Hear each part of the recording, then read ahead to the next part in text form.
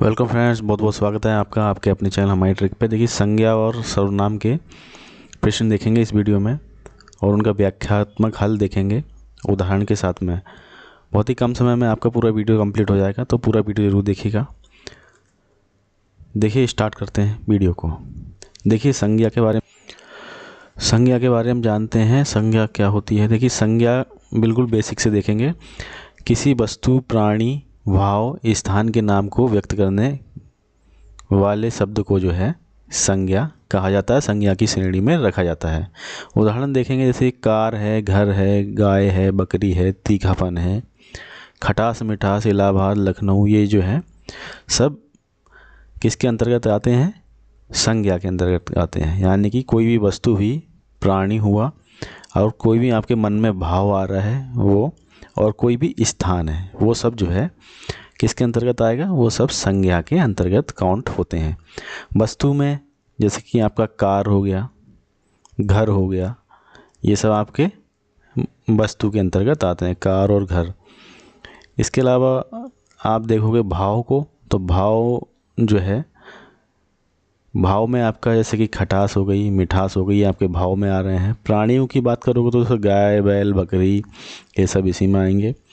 स्थान की बात करोगे तो स्थान में क्या है? स्थान में आपका इलाहाबाद, लखनऊ, पटना, बिहार, और क्या बोलते हैं, जो भी आपके स्थान होंगे, आपके नियर बाई जो भी चीज़ें हैं स्थान, जिस आपका जो भी विद्यालय है वो भी सब स्थान के अंतर्गत ही आते हैं। तो ये सब आपके स्थान कहलाएंगे। बात करें अगर प्रकार की, तो संज्ञा के 5 प्रकार होते हैं। कौन कौन से होते हैं? देखिए, व्यक्तिवाचक संज्ञा होती है, जातिवाचक संज्ञा होती है, द्रव्यवाचक संज्ञा, समूहवाचक संज्ञा और भाववाचक संज्ञा। कुल मिला के 5 संज्ञा हो गई। कौन कौन सी? व्यक्तिवाचक, जातिवाचक, द्रव्यवाचक, समूहवाचक और भाववाचक संज्ञा है। ये आपकी 5 प्रकार की संज्ञाएं हो गई। देखिए, बात करें अगर व्यक्तिवाचक संज्ञा की, तो व्यक्तिवाचक संज्ञा क्या होती है? व्यक्तिवाचक संज्ञा से जो है किसी एक वस्तु विशेष, स्थान विशेष, या किसी व्यक्ति विशेष, या शहर विशेष, या नदी विशेष, या किसी पुस्तक विशेष का ज्ञान प्राप्त हो, वहाँ व्यक्तिवाचक संज्ञा होती है। मतलब कोई निजी तौर पे जो है अगर किसी को पुकारा जा रहा है तो वो जो है व्यक्तिवाचक संज्ञा होती है। जैसे कि अगर पुस्तकों के नाम देखोगे, जैसे कि भगवद गीता, कुरान, बाइबल, रामायण, ऋग्वेद इत्यादि, तो ये जो है आपके पर्सनल तरह से हो गए, यानी व्यक्तिवाचक के अंतर्गत आ गए। ये पुस्तकों के नाम हो गए, यानी कि इनका एक टाइटल दिया गया है और इसी से जो है इनका पहचान है।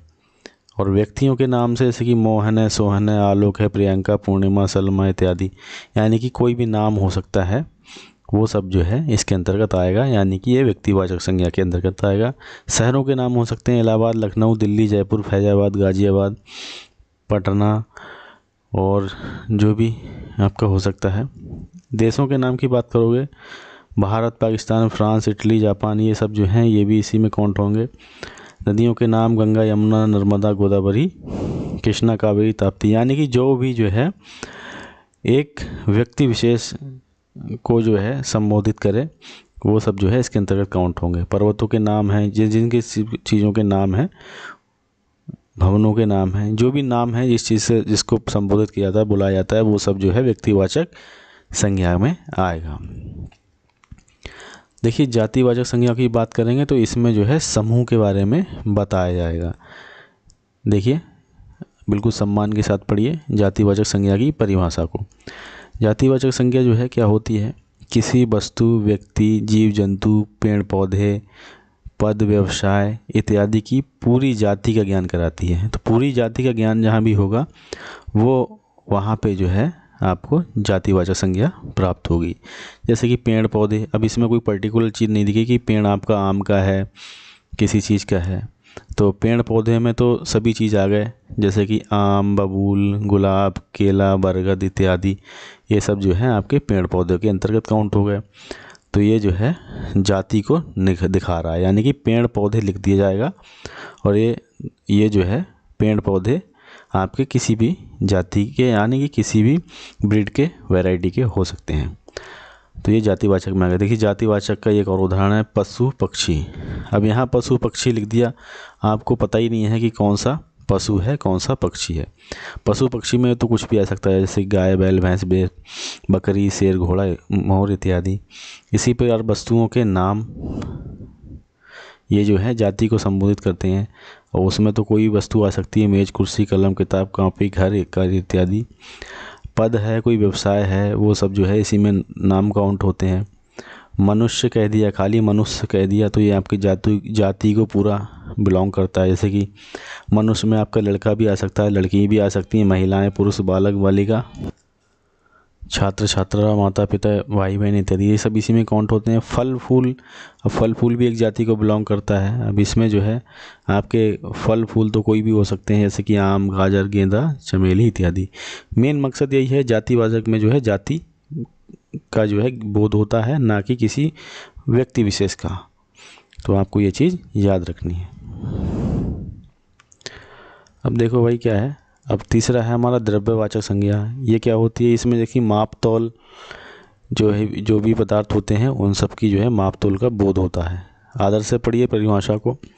देखिए द्रव्यवाचक संज्ञा क्या होती है, द्रव्यवाचक संज्ञा से जो है किसी की माप या तौल किए जाने का बोध होता है, वहाँ जो है द्रव्यवाचक संज्ञा होती है। इस संज्ञा से व्यक्त होने वाले द्रव्यों या पदार्थों को गिना नहीं जा सकता है, यानी कि ये काउंटेबल नहीं होती है, खाली जो है इसको माप तोल की जा सकती है। अब जैसे कि खाने पीने की चीज़ें हो गई कोई भी आपका, जैसे दूध है, दूध को आप गिन नहीं सकते, लेकिन ये इसकी माप तोल हो सकती है, यानी कि ये आप 1 लीटर है 2 लीटर है 4 लीटर है 10 लीटर है, ये ऐसा कर सकते हैं। दही भी आपका लीटर में ही काउंट हो जाता है, किलो में, किलो के हिसाब से दही बिकता है आपका। घी भी केजी के हिसाब में जाता है, चावल भी किलो के हिसाब में जाता है। अब चावल को गिनने बैठोगे तो भाई पूरा अब कहाँ तक गिनोगे। इसी प्रकार आटा को हम नहीं गिन सकते। दाल अगर गिनने का प्रयास करेंगे गिन तो लेंगे, बहुत टाइम लगेगा इसमें, लेकिन फ़िलहाल में जो है ये काउंटेबल नहीं होती हैं। ये सब जो है आपका केजी में जो है और लीटर में काउंट किए जाते हैं, यानी कि इनकी माप तोल की जा सकती है, लेकिन ये काउंटेबल नहीं होती हैं, यानी इन्हें गिना नहीं जा सकता है।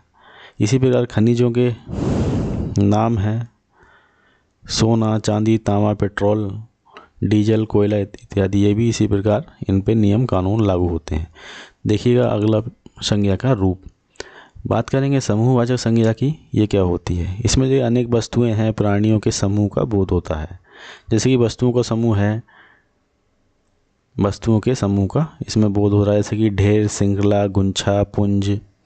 व्यक्तियों का समूह है, इन सबको बोलेंगे जैसे कि सभा है समिति है संघ है परिवार झुंड इत्यादि जो है, यानी नाम ही है इसका समूह, तो इसमें समूह में चीज़ें चलती हैं। अब देखिए भाववाचक संज्ञा को। भाववाचक क्या होती है, इसमें जो है आपका किसी चीज़ को देख के भाव प्रकट होता है। कॉलेज में जाते हैं तो आपको कोई ना कोई चीज़ देख के आपको अंदर का भाव आ जाता होगा, तो ये वही भाव है भाववाचक संज्ञा। बहुत लोगों की तो सीटी निकल जाती है, तो वो चीज़ें जो हैं ये सब भाव प्रकट होती हैं। भाववाचक संज्ञा से जो है किसी स्थिति भाव गुण कर्म या धर्म का ज्ञान होता है, तो भाववाचक संज्ञा की गणना नहीं की जा सकती है। जैसे कि भाव किसी प्रकार का भी हो सकता है, किसी चीज़ का मोह हो सकता है, लोभ भी हो सकता है, लालच हो सकता है, आनंद हो सकता है, पढ़ाई लिखाई वीरता धैर्य गुस्सा बुढ़ापा जवानी इत्यादि। अब देखिए किसी आपको अगर मोटिवेशन अपना वीडियो देख लिया तो आपको पढ़ाई लिखाई ज़्यादा सूझेगी, और कोई अगर आपने देश प्रेम की पिक्चर देख ली तो आपको वीरता सूझेगा, और गुस्सा आएगा कोई चीज़ अगर आपको बुरी लगती है तो। और ये सब जो है भाव प्रकट करने वाली चीज़ें होती हैं, ये सब काउंटेबल नहीं होती हैं। फ़िलहाल जो है इनको जो है इनसे एक दूसरे का भाव प्रकट होता है, ज्ञान होता है, आपको एक तरह से समझना होता है इन चीज़ों को, तो ये सब जो है भाव के अंतर्गत आते हैं।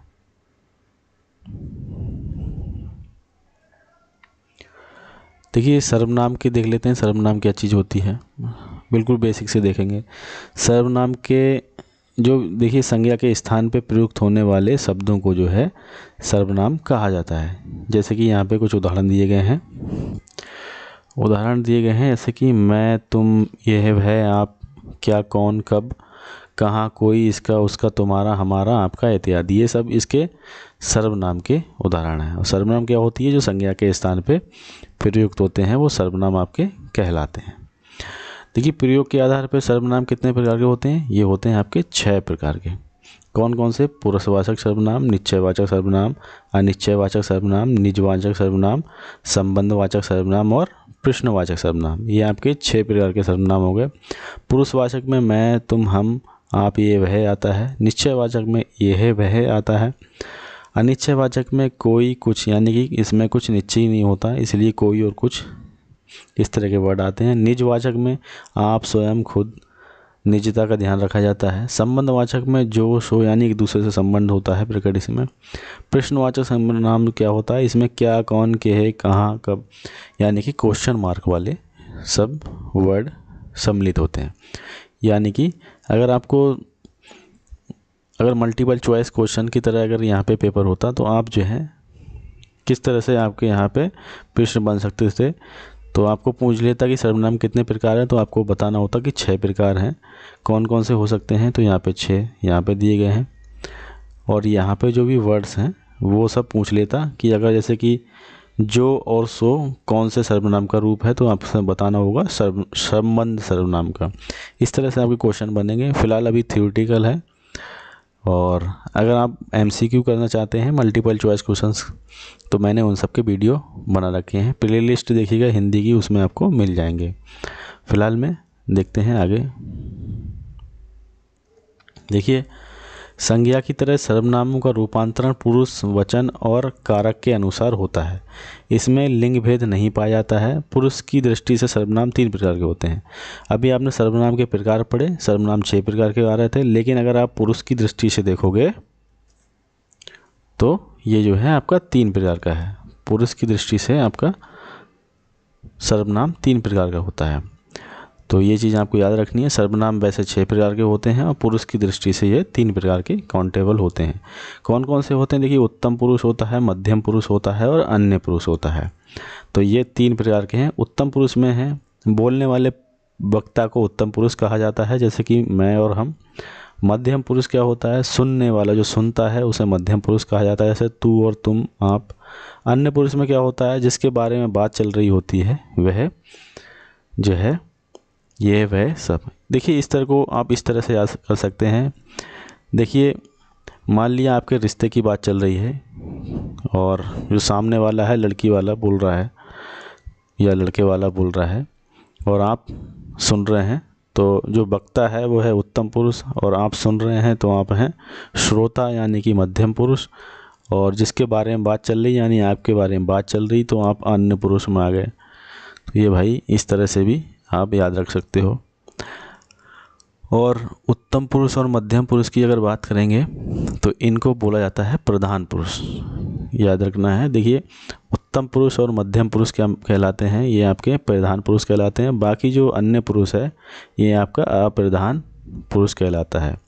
यानी कि शादी के बाद आप वैसे ही अप्रधान हो जाओगे, प्रधान नहीं रहोगे, क्योंकि अभी आज़ादी से घूम रहे हो, फिर आज़ादी से नहीं घूम पाओगे। तो ये भी चीज़ आपको याद रखनी है। अन्य पुरुष कौन हो गया? ये जो है अप्रधान पुरुष कहलाएगा। देखिए, वचन के अनुसार बात करें तो सर्वनाम के जो है एक वचन और बहुवचन 2 रूप होते हैं। सर्वनाम के एक वचन और बहुवचन जो है 2 रूप पाए जाते हैं वचन के अनुसार बात करें तो। देखिए, जैसे कि अगर आपका तुम सर्वनाम है तो आपको इसे बहुवचन में कन्वर्ट करना है, तो इसको बोलेंगे आप। लेकिन कई बार ऐसा होता है कि आप भी जो है एक वचन के रूप में प्रयोग में ले लिया जाता है। तो ऐसी स्थिति में जो है इसके साथ आदर सूचक शब्द का प्रयोग होता है, जैसे कि आप सब, अब ये बहुवचन में काउंट होगा। आप लोग, तो ये अब जो है बहुवचन में काउंट हो जाएगा। फिलहाल में तुम का बहुवचन होगा आप, और जब आप अगर सिंगल एक वचन में है तो इसका बहुवचन आप काउंट करेंगे आप सब, आप लोग। इस तरह से ये काउंट होगा। कोई या किसी की पुनरावृत्ति करके बहुवचन बनाया जा सकता है। देखिए नीचे कुछ सर्वनामों के एक वचन और बहुवचन के रूप दिए गए हैं। एक वचन का इस साइड पे है और बहुवचन का इस साइड पर रूप दिया गया है। सर्वनामों के एक वचन और बहुवचन के रूप देखिए, जैसे कि मैं है तो इसका आपका बहुवचन होगा हम, तू और तुम का होगा आप, वह का होगा बे, यह का होगा ये, आप का होगा आप सब आप लोग, कोई का कहीं, कोई का होगा किन्हीं या कोई कोई, किसी का होगा किन्हीं, कौन का कौन लोग। तो ये कुछ इम्पोर्टेंट यहाँ पे एक वचन और बहुवचन सर्वनाम यहाँ पे बताए गए हैं। देखिए सर्वनाम में केवल 7 कारक होते हैं, यानी कि कारकों की संख्या सर्वनाम में 7 होती है। संबोधन कारक इसमें नहीं पाया जाता है, संबोधन कारक इसमें नहीं होता है सर्वनामों में। कारकों की विभक्तियां लगाने से सर्वनामों की जो है विकृति आ जाती है। अगर कारकों में जो है कारकों को लगाएंगे आप सर्वनाम में यूज करेंगे तो इनमें विकृति आ जाती है और ये विकृत हो जाते हैं। जैसे कि अगर मैं है, मैं में कारक आप लगा देंगे, जैसे कि मुझे, मेरा, मुझसे, मुझको, इस तरह के वर्ड आपके बन जाएंगे। तुम में तुम्हें, तुम्हारा, तुमको हो जाएगा। तो ये एक तरह से ये आपकी खड़ी बोली बन जाएगी। खड़ी बोली यानी लट्ठमार बोली, ये इस तरह के जो है विभक्तियों में आपके विकृति आ जाती है। तो ये आपके सर्वनाम हुए। फिलहाल में यहाँ पे आके वीडियो हमारा संपन्न होता है। संज्ञा सर्वनाम आपका फटाफट हो गया। तो अगर पूरा वीडियो आपने ज़रूर देखा होगा तो आपका अच्छे से रिवीजन हो गया होगा, और जो भी हमारे महत्वपूर्ण फैक्ट थे वो सब इस वीडियो में सम्मिलित किए गए हैं। उम्मीद है आपने पूरा वीडियो देख के ज़रूर आपने ज्ञान अर्जित किया होगा। तो बहुत बहुत धन्यवाद आपका पूरा वीडियो देखने के लिए। इसी तरह के वीडियो देखना चाहते हैं चैनल को सब्सक्राइब कर सकते हैं, साथ ही साथ बेल आइकन को प्रेस कर दीजिएगा, जिससे कोई भी नोटिफिकेशन आपका मिस नहीं होगा। मिलते हैं किसी और नेक्स्ट वीडियो में, तब तक जो है समय बहुमूल्य है, इसका सदुपयोग करें। बहुत बहुत धन्यवाद आपका।